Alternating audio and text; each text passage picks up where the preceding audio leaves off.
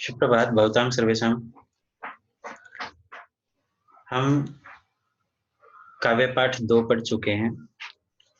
तीसरा chapter CBSE ने हटा रखा है, यानी वो लगता नहीं है हमारा। तो हम सीधे 4th चैप्टर में दीप अकेला जो है वो नहीं है, तो हम सीधे 4th चैप्टर में पहुंच गए हैं, बनारस और दिशा, जो इसके 2 भाग हैं। तो जिसके एक कवि हैं केदारनाथ सिंह जी। केदारनाथ सिंह जी के कवि परिचय के बारे में जान लें। आधुनिक हिंदी कविता के जो आज की हिंदी कविताएं हैं उनके प्रसिद्ध कवि माने जाते हैं केदार सिंह जी।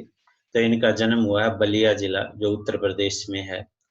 बलिया जिला उत्तर प्रदेश के चकिया गांव में जो है इनका 7 जुलाई 1934 को जन्म हुआ है।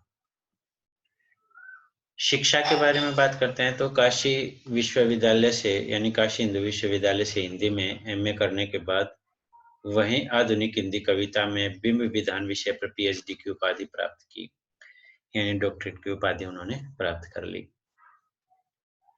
पद प्रतिष्ठा, किस पद पर कार्यरत रहे और उनको किस पुरस्कार से सम्मानित किया गया। तो काम क्या किया इन्होंने, गोरखपुर में हिंदी के प्राध्यापक रहे, उत्तर प्रदेश में है जो। इन्होंने जवाहरलाल नेहरू जेएनयू विश्वविद्यालय के भारतीय भाषा केंद्र में हिंदी के प्रोफेसर के पद पे अवकाश ग्रहण किया, यानी उस पर काम करते करते रिटायरमेंट हुए। अब वे दिल्ली में रहते हैं और स्वतंत्र लेखन कर रहे हैं।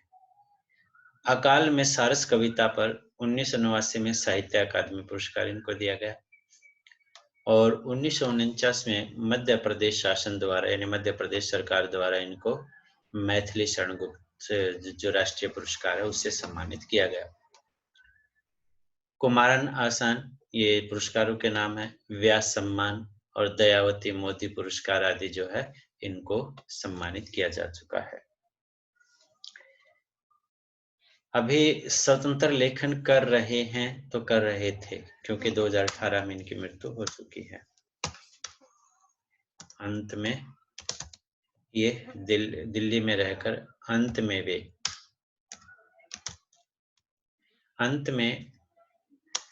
वे दिल्ली में रहकर स्वतंत्र लेखन कर रहे थे। प्रमुख रचनाएं, अब तक 7 काव्य संग्रह इनके प्रकाशित हुए हैं। काव्य संग्रह अभी जो काव्य संग्रह है, जमीन पक रही है, यहाँ से देखो, अकाल में बनारस, उत्तर कबीर, यानी अकाल में सारस उत्तर कबीर, ये इनके काव्य संग्रह के अंतर्गत आता है। अन्य कविताएं बाघ, टालस्टाय और साइकिल, ये अन्य कविताओं में आती हैं। आलोचना, कल्पना और छायावाद, आधुनिक हिंदी कविता में बिंब विधान का विकास, ये आलोचनात्मक जो काव्य हैं, ग्रंथ है, इन्होंने लिखे हैं। निबंध, मेरे समय के शब्द तथा कब्रिस्तान में पंचायत, ये इनका निबंध संग्रह है। साहित्यिक परिचय, केदारनाथ सिंह को मूलतः मानवीय संवेदना का कवि माना जाता है। मनुष्यों के सुख दुख का कवि, कहने का अर्थ है मनुष्यों की वेदना को, दुख को प्रकट करने वाले। उन्होंने अपनी कविताओं में बिंब विधान का अर्थ है प्रतिबिंब दिखाना, लोगों को अधिक महत्व दिया। इनकी कविताओं में विद्रोह के स्वर के बजाय शांत स्वर को महत्व दिया गया। इन्होंने अपनी कविताओं में विद्रोह के स्वर के बजाय, यानी जैसे शासन जो है विदेशी शासकों का था, तो विद्रोह के स्वर के बजाय शांत स्वर का महत्व दिया। जमीन पक रही है संकलन में जमीन, रोटी, बैल आदि उनकी इसी प्रकार की कविताएं हैं। हिंदी भाषा में भारतीय भाषाओं का अनुदित संग्रह, यानी अनुवाद किया हुआ संग्रह ताना बाना हाल ही में प्रकाशित हुआ है। ताना बाना है ये, जो ताना बाना नाम से वो हाल ही में प्रकाशित हुआ है। तो केदारनाथ सिंह का जन्म कब और कहाँ हुआ, तो इनका जन्म हुआ है बलिया जिले के चकिया गांव में 7 जुलाई 1934 को। काशी हिंदू विश्वविद्यालय से इन्होंने हिंदी में एमए और इसके बाद आधुनिक हिंदी कविता में बिंब विधान विषय पर इन्होंने पीएचडी, ये उनका विषय था आधुनिक हिंदी कविता में बिंब विधान, इस पर इन्होंने जो है पीएचडी की उपाधि प्राप्त की। इसके बाद काम कहाँ किया, तो गोरखपुर में हिंदी के प्रोफेसर रहे। इसके बाद जवाहरलाल नेहरू विश्वविद्यालय में भारतीय भाषा केंद्र में हिंदी के प्रोफेसर रहे, वहीं पर वे रिटायरमेंट हुए। दिल्ली में रहकर स्वतंत्र लेखन किया। और इनको कौन-कौन से पुरस्कार, तो 1989 में साहित्य अकादमी पुरस्कार, 1994 में मध्य प्रदेश शासन द्वारा संचालित मैथिली शरण गुप्त पुरस्कार, कुमारन आसान व्यास सम्मान और दयावती मोदी पुरस्कार द्वारा इनको सम्मानित किया जा चुका है। ये इनके प्रमुख जो रचना ग्रंथ हैं वो हैं। इसके बाद साहित्यिक परिचय में हमने देखा था कि मानवीय संवेदना का कवि माना जाता है, बिंब विधान को अधिक महत्व दिया है, विद्रोह की बजाय शांत सबर को महत्व दिया है। तो जमीन पक रही है संकलन है इनका एक, उसमें जमीन रोटी बैल आदि इस प्रकार की कविताएं इन्होंने लिखी हैं। तो हिंदी साहित्य में इनको हिंदी भाषा में भारतीय भाषाओं का अनुवाद संग्रह ताना बाना जो है इनका हाल ही में प्रकाशित हुआ था। भाषा वैशिष्ट है, भाषा इनकी सहज सरल भाषा का इन्होंने प्रयोग किया है और रोजमर्रा के जीवन के प्रतिबिंबों का प्रयोग किया है। इनकी बिंब योजना अत्यंत सार्थक है। तो इनकी भाषा में चित्रात्मकता का गुण, यानी इनकी भाषा को पढ़ते वक्त ऐसा लगता है जैसे हमारे सामने ही चित्र जो है उभर आते हैं। तो चित्रात्मक भाषा है। अनुप्रास, पुनरुक्ति, प्रकाश, मानवीकरण आदि अलंकारों का प्रयोग ज्यादातर अपनी कविता में करते हैं। तो लाक्षणिकता का गुण विद्यमान है, लक्षणा व्यंजना ये शक्तियां होती हैं काव्य की। प्रतीकात्मक शैली का प्रयोग इन्होंने किया है। भाषा से संबंधित ये जानकारी है। और मृत्यु की बात करें तो ज्यादातर आपकी बुक में नहीं है। बुकों में जो है काम अभी तक वो जो है स्वतंत्र लेखन कर रहे ऐसा कुछ लिखा हुआ है, लेकिन 19 मार्च 2018 को ये नई दिल्ली में थे, तो उसी समय इनका स्वर्गवास हो गया था। ये इस संसार को छोड़कर जा चुके हैं। अब आते हैं हम काव्य पर, कविता पर, बनारस पर। बनारस हम जानते हैं काशी के नाम से भी प्रसिद्ध है। बनारस की विशेषता आजकल की बात करें तो प्रधानमंत्री नरेंद्र मोदी जी का संसदीय क्षेत्र है। बनारस की और विशेषताएं, गंगा के घाट, धार्मिक स्थल, साधुओं का, सन्यासियों का आश्रय स्थली और बनारस हिंदू धर्म का प्रसिद्ध क्षेत्र। तो बनारस की ये सारी विशेषताएं हैं कि बनारस जो है वो कैसे प्रसिद्ध है। और प्राचीन विद्या का सबसे बड़ा केंद्र बनारस। तो क्योंकि वहाँ पर जो है विद्वान लोगों की, बनारस से, काशी से आया है, बनारस से तो काशी बनारस से एक ही है, तो वहाँ के प्रसिद्ध विद्वानों की चर्चा पूरे विश्व में होती है। तो बनारस इन चीजों से प्रसिद्ध है। बनारस की विशेषताएं, गंगा के घाटों पर आरती, मंदिरों में घंटे बजना, वहां पर जो है दशाश्वमेध जैसे घाट जहां पर तीर्थ यात्रियों का स्नान, और बहुत सारी बातें हैं। बनारस की विशेषताओं की बात करें तो बनारस की वो सारी विशेषताएं जो है इस पुराने शहर के बारे में और आज के किस प्रकार आधुनिकता के युग में जो बनारस खड़ा है, तो ये सब विशेषताएं जो है बनारस की यहाँ पर बताई गई है। इसका दूसरा भाग है दिशा। दिशा एक छोटे से बच्चे का पतंग उड़ाना और लेखक कवि के द्वारा पूछा जाना कि ये कौन सी दिशा, पूर्व दिशा या उत्तर दिशा, जो भी पूछा लेखक कवि ने, तो हिमालय किधर है। हाँ, कवि ने पूछा कि हिमालय किधर है, तो बच्चे ने उत्तर दिया कि जिधर मेरी पतंग उड़ी जा रही है हिमालय उधर है, क्योंकि ऊंचाई पर थी पतंग। तो एक बच्चे के साधारण से वचन के माध्यम से कि व्यक्ति अपने ही बात को सत्यार्थ में लेता है, सत्य मानता है। तो सबकी सोच अपने अपने ढंग से अलग होती है सत्य को कहने की और सुनने की। तो उस कविता के माध्यम से ये बताने का प्रयास यहाँ पर कवि के द्वारा किया गया है।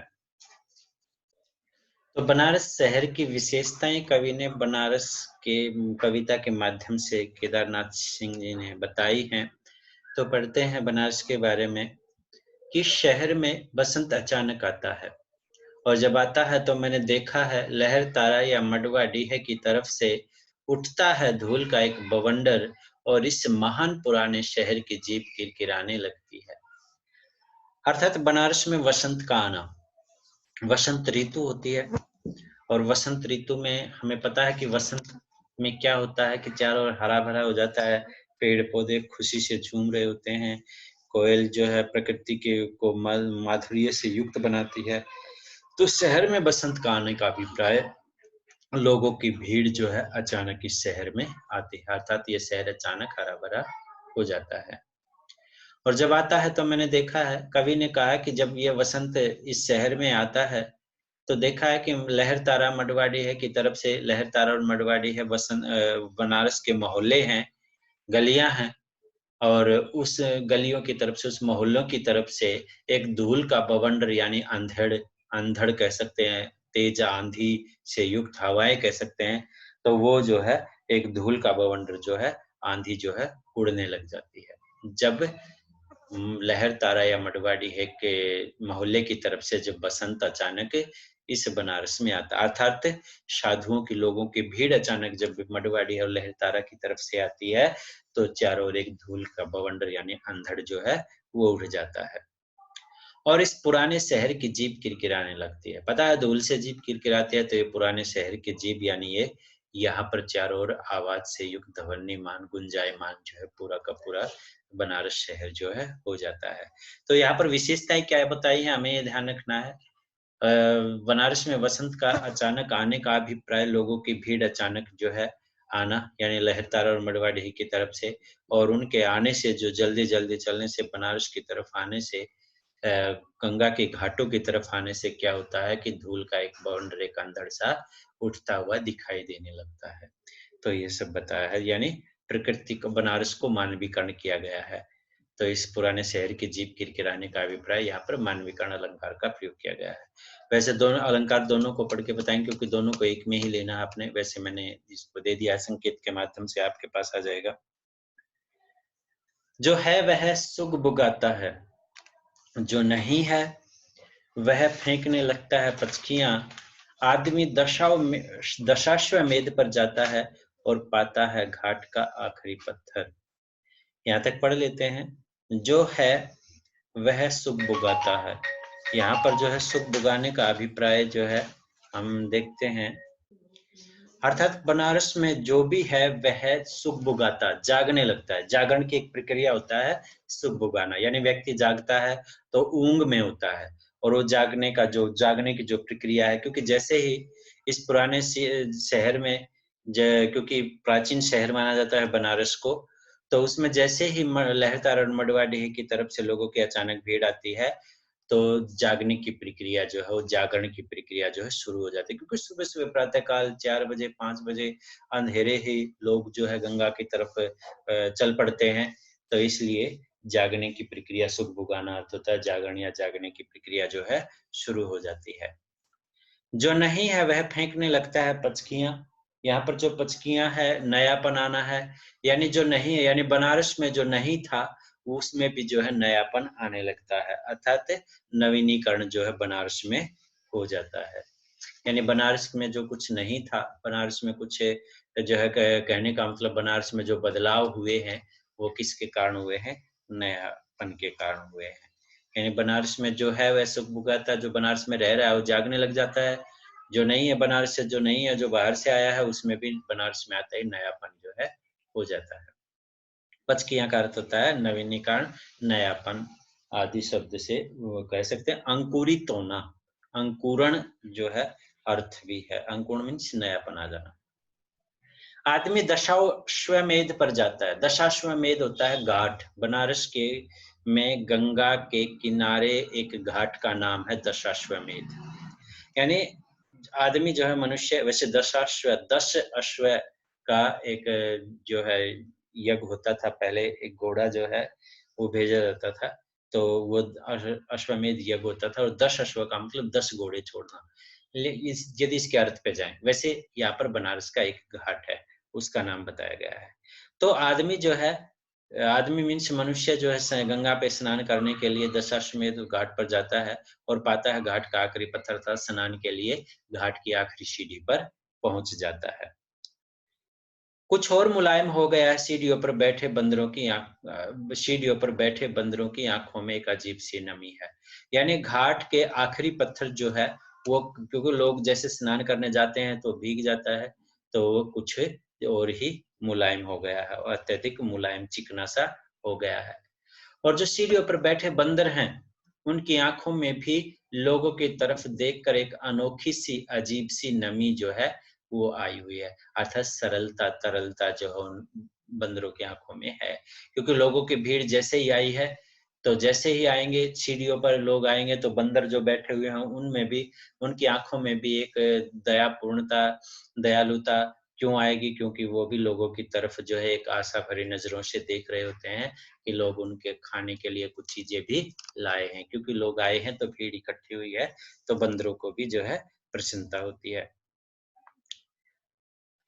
और एक अजीब सी चमक से, एक अनोखी सी चमक से भर उठा है भिखारियों के कटोरों का निचाट खालीपन। और अब तक जो भिखारियों के कटोरे बिल्कुल खाली थे, निचाट का अर्थ बिल्कुल खालीपन खाली थे, अब उनमें भी एक सिक्कों की जो चमक है, अजीब सी अनोखी सी चमक से वो भी भर गए हैं। अर्थात लोगों की भीड़ जैसे ही बनारस के घाटों पर आ गई है, दशाश्वमेध घाट पर आ गई है, तो जो घाट पर बैठे हुए भिखारी हैं, उनके कटोरे भी जो है, जो बिल्कुल अभी तक खाली थे, वो भी अब सिक्कों की चमक से, अजीब सी चमक से जो है भर उठे हैं। देखो, यहाँ पर जो बताया गया है उस अच्छी प्रकार से समझ लेना, क्योंकि बनारस में जब बसंत आता है, इस शहर में जब बसंत आता है, अर्थात लोगों की भीड़ आती है, तो अचानक आती है। और किस मोहल्ले की तरफ से भी बताया गया है, तो लहर तारा व मडवाडी है जो मोहल्ला, उसकी तरफ से लोगों की भीड़ आती है। तो ऐसा होता है जैसे अंधेर आंधी या एक धूल का बवंडर जो है वो उठ गया हो, उठ रहा हो, और इस पुराने शहर के जीप किरकिराने अर्थात चारों ओर शोर आवाजें आने लगती हैं। तो जैसे बसंत आता है, तो वास्तविक है बसंत आता है, तो बसंत में भी जो बसंत ऋतु से पहले धूल के बवंडर आते हैं गोल-गोल घूमते हुए, तो उस वहाँ सामान्य भी बसंत आने से प्रारंभ से यही होता है। और बनारस में भी जब बसंत आता था, लोगों की भीड़ घाटों की तरफ आती है, तो ऐसा ही होता है जैसे प्रकृति में बसंत आता है, वैसे ही बताया गया है यहाँ पर भी। तो यही बात की गई है कि जो है वह सुख भोगाता है, अर्थात जो बनारस में रहता है वो जागने की प्रक्रिया में आ जाता है, अर्थात जागने लग जाता है, क्योंकि भीड़ की आवाज और उनके पैरों की जो आवाज है, धूल का एक बवंडर है, इसके कारण। और जो नहीं है, जो बनारस में नहीं है, वो फेंकने लगता है पचकियां, अर्थात वो भी अपने पुरानापन को त्याग कर नयापन उसमें आ जाता है। पचकियों का अर्थ होता है अंकुरित होना, नयापन आना। आदमी दशाश्वमेध पर जाता है, यानी मनुष्य जो है, जो भीड़ है, उन वे लोग जो है दशाश्वमेध घाट पर पहुंचते हैं और घाट के आखिरी पत्थर पर पहुंच जाते हैं, जो कुछ और मुलायम हो जाते हैं। तो सीढ़ियों पर जो बैठे बंदर हैं, उनकी आंखों में भी एक अजीब सी नमी आ जाती है, क्योंकि एक अजीब सी चमक जो है उन बंदरों की आंखों में, क्योंकि लोगों को आने से, भीड़ आने से उनको खाना जो है, दाना पानी उनको मिलेगा। तो इसलिए आगे बताया गया है कि जो घाटों पर बैठे भिखारी हैं, जो अभी बिल्कुल उनके कटोरे खाली थे, उनमें भी अब एक अजीब सी चमक, एक अनोखी सी चमक जो है सिक्कों की भर उठ जाती है, यानी वो भी भर जाते हैं।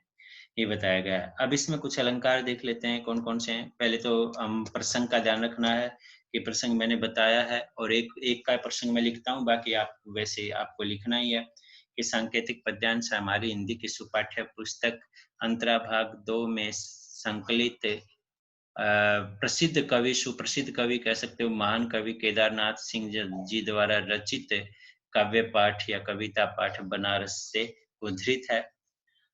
इस काव्यांश में बनारस के महत्व को या प्रातःकालीन महत्व को जो है कवि ने उद्घाटित किया है, उद्घाटित कर रहे हैं, और व्याख्या मैंने आपको बता दी है क्या है।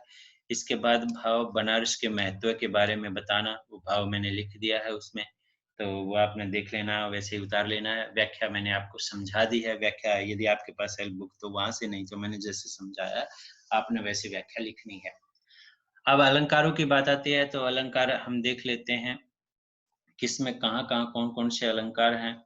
तो यहाँ पर इस महान पुराने शहर की जीभ किरकिराने लगते हैं। वैसे मनुष्य की जीभ किरकिराती है, लेकिन शहर की जीभ किरकिराने का अभिप्राय क्या है कि यहाँ पर बसंत को मनुष्य की तरह ना, सॉरी, बनारस को मनुष्य की तरह दर्शाया है। तो इसका अभिप्राय क्या है कि यहाँ पर मानवीकरण किया गया है। तो इसमें मानवीकरण है। इस महान पुराने शहर की जीभ किरकिराने लगती है, तो इस पंक्ति में कौन-सा अलंकार है? मानवीकरण अलंकार का प्रयोग यहाँ पर किया गया है। अब आते हैं नेक्स्ट, बाकी इसमें और कोई विशेष अलंकार है नहीं। नेक्स्ट इसमें जाते हैं, तो इसमें एक ही काव्यांश में दोनों लिए गए हैं, तो पूरे इसके 5 पार्ट जो है बनाए हैं बनारस के। तो यहाँ पर एक है बैठे बंदर, जो छठी लाइन में है, सीढ़ियों पर बैठे बंदरों की आंख। तो बैठे बै बै की आवृत्ति है, तो यहाँ पर अनुप्रास अलंकार का प्रयोग किया गया है। अजीब सी नमी और अजीब सी चमक, तो यहाँ पर उपमा अलंकार है इन दोनों में ही। और बाकी यहाँ पर बनारस का जो है मानवीकरण किया ही गया है, यानी वो मानवीकरण एक जगह दे ही दिया था, बाकी पूरे काव्यांश में बनारस का मानवीकरण है। तो ये अलंकार है। छंद की बात करें तो छंद मुक्त रचना, कोई छंद नहीं है। लाइन छोटी बड़ी, शब्दों की गिनती विशेष ध्यान नहीं रखा गया, तो इसमें छंद मुक्त रचना, इसमें छंद है ही नहीं। और बात करें फिर छंद के बाद रस की, तो रस शांत रस है, क्योंकि किसी शहर की या किसी देश की या केवल उसकी विशेषताएं बताना जो है शांत रस के अंतर्गत आता है, तो शांत रस है। इसके बाद माधुर्य गुण से युक्त है। और भाषा की बात करें तो भाषा अत्यंत सरल सहज और सटीक है। तो ये 4-5 चीजें जो है इसमें है। ये पूरे के पूरे काव्य जो है बनारस में पाठ में या दिशा में ऐसा ही रहेगा। फिर आते हैं नेक्स्ट में, तुमने कभी देखा है खाली कटोरों में वसंत का उतरना? यह शहर इसी तरह खुलता है, इसी तरह भरता है और खाली होता है यह शहर। कवि मनुष्य को संबोधित करते हुए कहता है कि क्या आपने बसंत को इस प्रकार उतरते हुए, खाली कटोरों में उतरते हुए देखा है? अर्थात इस प्रकार खाली कटोरों को भरते हुए तुमने देखा है? हाँ, हमने सबने देखा है भिखारियों के कटोरों में सिक्कों का गिरना। वही बात यहाँ पर की गई है, यानी खाली कटोरे किस प्रकार वसंत में यानी लोगों की भीड़ आने पर भरने लगते हैं। या उनके लिए वसंत तो वैसे ही है, जब लोगों की भीड़ होगी तो भिखारियों के लिए वसंत ही है, क्योंकि जैसे वसंत ऋतु में सब प्रसन्न होते हैं, तो वैसे ही वहां पर खाली कटोरे भी प्रसन्न हो जाते हैं। भिखारियों के उनके अंदर वसंत उतर आता है, अर्थात सिक्के उतर आते हैं। तो यह शहर इसी तरह खुलता है, अर्थात प्रातः काल इसी शहर का इसी प्रकार होता है, यानी लोगों की भीड़ इसी प्रकार जो है गंगा के घाटों की तरफ जो है स्नान करने के लिए आती है, इसी तरह बढ़ता है। अर्थात इस शहर में इसी प्रकार भीड़ जो है इकट्ठी होती है, लोग इकट्ठे होते हैं और खाली होता है शहर, और इसी प्रकार यह शहर जो है खाली हो जाता है, अर्थात लोग धीरे धीरे चले जाते हैं। वैसे खाली होने का अभिप्राय दोनों तरह से है। बनारस में लोगों की जो बनारस यानी स्वर्गवास हो जाता है, मृत्यु हो जाती है, तो खाली होना भी इस शहर की दोनों बातें यहाँ पर की गई हैं, ऐसे लोगों की भीड़ का चला जाना भी और बस शहर का खाली होना भी। तो ये इस प्रकार बातें की गई है। अब नेक्स्ट में आते हैं, इसी तरह रोज रोज एक अनंत शव ले जाते हैं कंधे। जैसे शवों की बात अब कर दी कि किस प्रकार जो है बनारस से खाली होता है, तो वही बात की गई अंधेरी गली से चमकती हुई गंगा की तरफ। यानी कौन सी गली की बात यहाँ पर बनारस की कही गई है? अंधेरी नामक एक गली है, प्रसिद्ध गली बनारस की। तो वहां चमचमाती गंगा की यानी चमकते हुए पानी की, गंगा के पानी की तरफ जो है इस प्रकार अनंत शव प्रतिदिन असंख्य, रोज रोज प्रतिदिन अनंत मीन्स असंख्य शव जो है ले जाते हैं कंधे, यानी लोगों के कंधों पर जाते हैं। किसकी तरफ है? अंधेरी गली से गंगा की तरफ। अर्थात इसी प्रकार ये बनारस जो है खाली होता है। इस शहर में धूल धीरे धीरे उड़ती है। यहाँ पर धीरे धीरे की प्रशंसा की गई है कि बनारस में धीरे धीरे क्या होता है, तो इस शहर में धूल जो है वो धीरे धीरे उड़ती है।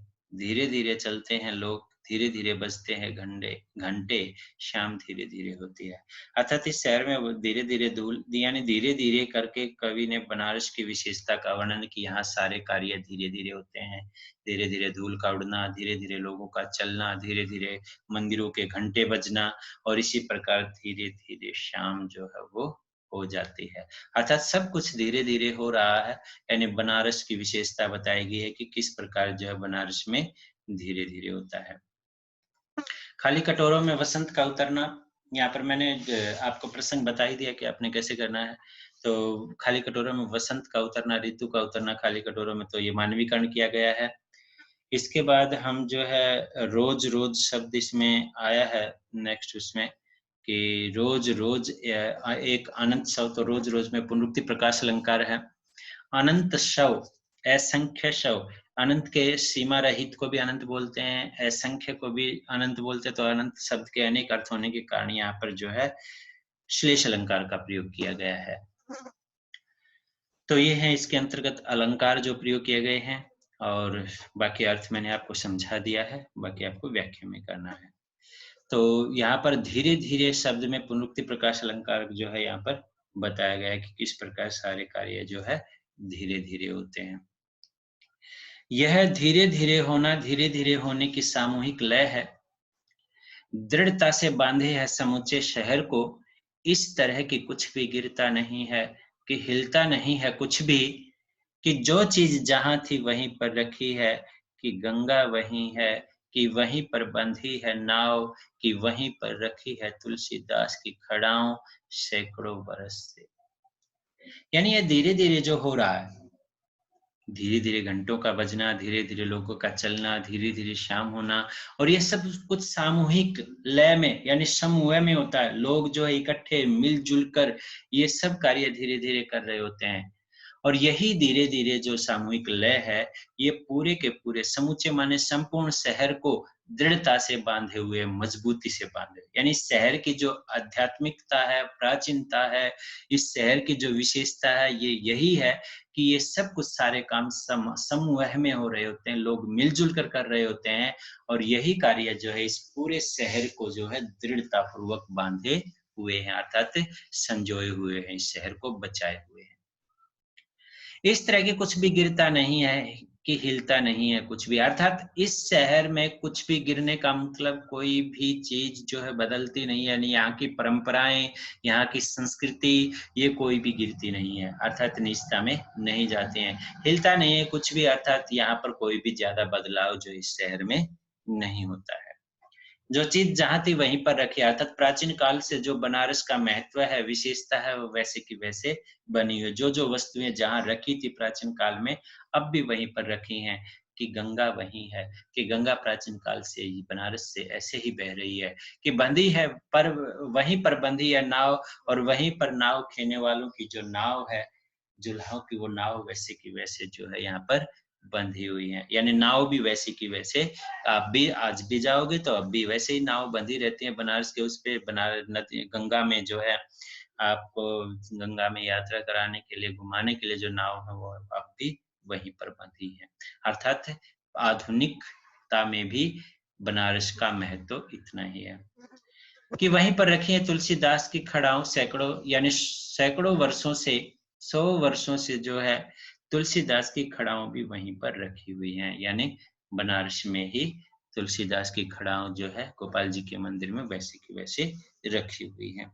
तो ये बनारस की धीरे धीरे की सामूहिक लय में समूचे शहर को दृढ़ता से बांधना, और बनारस का कुछ भी नहीं हिलना, यानी बनारस की प्राचीनता कायम रहना, कोई भी चीज अपनी जगह से नहीं डिगी है। तो गंगा की बात वहीं की बात की गई, नाव की बात की गई, तुलसीदास की खड़ाओं की बात की गई है, कि सैकड़ों सालों से अब भी बनारस की वही महत्व, वही विशेषताएं हैं। तो ये है धीरे धीरे में पुनरुक्ति प्रकाश अलंकार है, 2 बार प्रयोग किया गया है। और इसके बाद हम नेक्स्ट उसमें जाते हैं कि कई बार से यहाँ पर प्रयोग किए गए हैं, जो विशेष तो पुनरुक्ति प्रकाश अलंकार ही यहाँ पर प्रयोग किया गया है, बाकी कोई और अलंकार इसमें नहीं है। और मानवीकरण जो है बनारस का किया गया है, तो मानवीकरण अलंकार तो है ही इसमें। नेक्स्ट में जाते हैं, कभी सही सांझ बिना किसी सूचना के घुस जाओ इस शहर में। तो यहाँ पर पहले कभी आरती के आलोक में आगे जाएंगे, तो पहले ये समझ लेते हैं कि कभी सही सांझ, यानी सांझ होते ही, साय होते ही, बिना किसी सूचना के, अर्थात बिना किसी को बताए। वैसे काव्य में ज्यादा प्रशंसा करके कवि ने कहा है कि कोई सूचना, शहर को सूचना देने की जरूरत क्या है, तो इस शहर में घुस जाओ, यानी शहर के अंदर चले जाओ, कभी शाम होते ही शहर के अंदर जाकर देखो, कवि ने कहा है, इस शहर की प्रशंसा करते हुए कहा है। तो ये शहर कभी आरती के आलोक में, आपको शाम होते ही ये लगेगा कि ये शहर जैसे कभी तो आरती के प्रकाश में है, यानी चारों ओर आरतियां हो रही हैं। शाम होते ही क्या होता है, मंदिरों में घंटे बजना, आरतियां होना, पुजारियों का जो है दिए जलाना, लोगों का दिए प्रवाहित करना, तो ये सब काम होते हैं। तो शाम के होते ही क्या होता है, तो कभी बिना सूचना के ही शहर में घुसकर देखो, इस शहर में जाके देखो, तो ये शहर आपको लगेगा कि ये कभी तो आरती के प्रकाश में है। ये शहर जो है के आधार पर टिका हुआ है, जैसे यहाँ तो चारों ओर आरतियों का प्रकाश ही प्रकाश है, ज्योति जलाने से, प्रज्वलित करने से। इसे अचानक देखो, अद्भुत है इसकी बनावट, इसको एक बार अचानक देखकर देखो कि इसकी बनावट अनोखी है, बिल्कुल अनोखी है। ये आधा जल में है, आधा मंत्र में है, आधा फूल में है। यदि हम इस बनारस को ध्यान से देखेंगे तो ये बनारस किस पे टिका हुआ है? गंगा के जल पर। यानी ऐसा लगता है जैसे पूरा बनारस आधा जल में समाहित है, यानी जल पर ही आधार हो। आधा मंत्र में, तो पंडित जी वहाँ पर जो है बहुत सारे मंत्र बोल रहे होते हैं, यज्ञ करवा रहे होते हैं, जल में आरती करके मंत्र आरती करवा रहे होते हैं, तो बहुत सारी बातें, तो ये बनारस जो है ऐसा लगता है जैसे आधा मंत्र में हो। आधा फूल में, लोग फूलों के दोने ले रहे होते हैं, गंगा जल में प्रवाहित कर रहे होते हैं और सारी पूजाएँ जो है गंगा की या बनारस में मंदिरों में फूलों पर हो रही है, फूलों से ही हो रही होती हैं। तो ऐसा लगता है जैसे ये पूरा का पूरा जो है बनारस फूलों पर ही टिका हो, अर्थात आधा फूल में है। यानी इस शहर को जब हम देखते हैं तो इसकी बनावट, इस शहर का जो नक्शा वो बिल्कुल अनोखा है, क्योंकि कभी जल में ये जल में लगता है, कभी मंत्र में लगता है, कभी फूल में है, सब जगह आधा-आधा करके बटा हुआ है। अर्थात किसी एक के बिना बनारस का कोई महत्व नहीं है। तो यही बताया गया था पहली लाइन में कि ये कभी आरती के प्रकाश में लगता है, कभी गंगा के जल में, कभी मंत्र में, कभी फूल में जो है ये बनारस जो है समाहित लगता है। आधा शव में, आधा नींद में, आधा शंख में, अगर ध्यान से देखो तो ये आधा है और आधा नहीं है। अर्थात ध्यान से देखेंगे तो इस ऐसा लगता है जैसे सब जगह आधा-आधा बटा हुआ है बनारस। यानी बनारस की बाँटने की प्रक्रिया के बारे में कहा। आधा शव में है, अर्थात यहाँ पर अंधेरी गली से शवों का जाना, बनारस में खालीपन की बात की गई थी, तो ऐसा लगता है जैसे बनारस शवों के आधार पर हो। आधा नींद में है, अर्थात जो है नींद में चल रहे होते हैं लोग, यानी और कहीं कोई सांसारिक बातों में ध्यान नहीं होता है, तो सब जो है एक प्रकार की, कहने का मतलब भक्ति में, नींद में भक्ति रूपी नींद में जो है समाहित होते हैं, तो इसलिए आधा नींद में कह दिया। आधा शंख में, क्योंकि गंगा के किनारे जो है, क्योंकि नींद में इसलिए भी कहा है, शाम होते ही लोग धीरे-धीरे बिल्कुल शांत स्वर में, कोई किसी प्रकार की बातचीत नहीं, शोर-शराबा नहीं, तो इसलिए ये सारी विशेषताएँ यहाँ पर बता दी हैं। आधा शंख में, मंदिरों में आरती हो रही है, घंटे शंख बज रहे हैं, तो ऐसा लगता है जैसे पूरे बनारस जो है शंखों से गुंजायमान हो गया। तो गुंजायमान होने के कारण ऐसा लगता है जैसे आधा शंख में हो। अगर ध्यान से देखो तो आधा यह आधा है, अर्थात अलग-अलग चीज़ें देखोगे तो ध्यान से देखोगे तो आधा लगता है, लेकिन आधा नहीं है, क्योंकि इन सब को मिलाकर ही बनारस बना है। मंत्र को, फूल को, जल को, शव को, नींद को, शंख को, इन सब को मिलाकर ही बनारस की विशेषता, इसलिए ये आधा नहीं है। तो यहाँ पर हम कुछ बातें ध्यान से देख लेते हैं। आधा, आधा शब्द बहुत बार प्रयोग किया गया है, तो शब्द की अत्यधिकता है, तो आधा शब्द की, तो इसलिए यहाँ पर विप्सा अलंकार है। वो अलंकार मैंने लिख दिया है वहाँ पर। और बाकी इसमें 1-2 शब्द आए हैं। इसकी सही साँझ आया था, इसके पहली पंक्ति में सही साँझ, तो सही साँझ जो है अनुप्रास अलंकार है, साँझ होते ही, शाम होते ही, जिसका अर्थ था, तो सही साँझ में अनुप्रास अलंकार है। बाकी आधा-आधा के कारण विपसा अलंकार है और बनारस का मानवीकरण यहाँ पर किया है। ये था। अब आते हैं नेक्स्ट में। जो है वह खड़ा है बिना किसी स्तंभ के, जो नहीं है उसे थामे है राख और रोशनी के ऊंचे-ऊंचे स्तंभ, आग के स्तंभ और पानी के स्तंभ, धुएं के, खुशबू के, आदमी के उठे हुए हाथों के स्तंभ। अर्थात जो है, यानी बनारस की जो प्राचीनता, आध्यात्मिकता है, बनारस की जो संस्कृति है, वो बिना किसी आधार के, यानी कोई कानून, कोई नियम नहीं बनाया गया है। बिना किसी आधार के, बिना किसी स्तंभ के जो है वो वैसे के वैसा अपनी जगह पर रुका हुआ, खड़ा हुआ है। स्तंभ जो है खंबा होता है, वैसे थंब होता है, तो आधार हम कह सकते हैं, तो रुका हुआ है। और ये किस-किस के स्तंभ हैं, किस-किस के आधार पर बनारस है? राख और रोशनी के ऊँचे-ऊँचे। राख राख मीन्स जो शवों की राख, धूप की राख, हवन यज्ञों की राख, तो राख के जो है और रोशनी के, यानी ज्योति से प्रज्वलित करने से जो रोशनी है, उसके ऊँचे-ऊँचे स्तंभों के आधार पर जो है बनारस टिका हुआ है। आग के स्तंभ हैं, यानी चिताएँ जलने से जो आग के ऊँचे-ऊँचे स्तंभ हैं, खंभे हैं, उन पर कभी धुएँ के, खुशबू के, अर्थात पानी के स्तंभ, यानी पानी का आधार है बनारस, तो स्तंभ आधार के रूप में प्रयोग किया गया है। तो और कभी पानी के स्तंभ पर टिका है। धुएं के खुशबू के यानी हवन यज्ञों के धुएं के और चारों ओर जो खुशबू फैली है उसके स्तंभों पर ये बनारस जो है टिका है यानी खड़ा है। पहली लाइन से इसके आधार पर जो है अर्थ निकलता रहेगा। आदमी के उठे हुए हाथों के स्तंभ और आदमी के जो प्रार्थना के लिए जो उठे हुए हाथ हैं वही बनारस की प्राचीनता को थामे हुए हैं, रोके हुए हैं, स्तंभित किए हुए हैं, यानी आधारित है, उसी के आधार पर जो है बनारस टिका हुआ है। यानी श्रद्धा, विश्वास और प्रार्थना के स्तंभ पर ही बनारस खड़ा है। ये था कि जो खड़ा है वही बिना किसी स्तंभ के उसे थामे है, यानी जो है कोई नियम नहीं है, कोई आधार नहीं है, फिर भी बनारस जो अपनी जगह पर टिका हुआ है। यहाँ पर जो है हम जो है राख, रोशनी, रे की आवृत्ति है, तो यहाँ पर यदि बात करें अलंकार, वैसे इसको साथ में जोड़कर चलेंगे इस लाइन को, क्योंकि इस पंक्ति में जो है 5वां पार्ट है वो हमने साथ में ले लिया है, तो उसके बाद इसमें अलंकार बना देते हैं। किसी अलक्षित सूर्य को देता हुआ अर्घ्य शताब्दियों से इसी तरह गंगा के जल में अपनी एक टांग पर खड़ा है यह शहर अपनी दूसरी टांग से बिल्कुल बेखबर है। यानी अपनी प्राचीनता को थामे हुए है, प्राचीनता की एक टांग पर खड़ा है और जो आधुनिकता की एक टांग है उससे बिल्कुल बेखबर, अर्थात उसकी तरफ बनारस बिल्कुल भी ध्यान नहीं दे रहा। किसी अलक्षित, लक्षित न किया गया यानी जिसकी तरफ न देखा गया उस सूर्य को भी देता हुआ अर्घ्य है।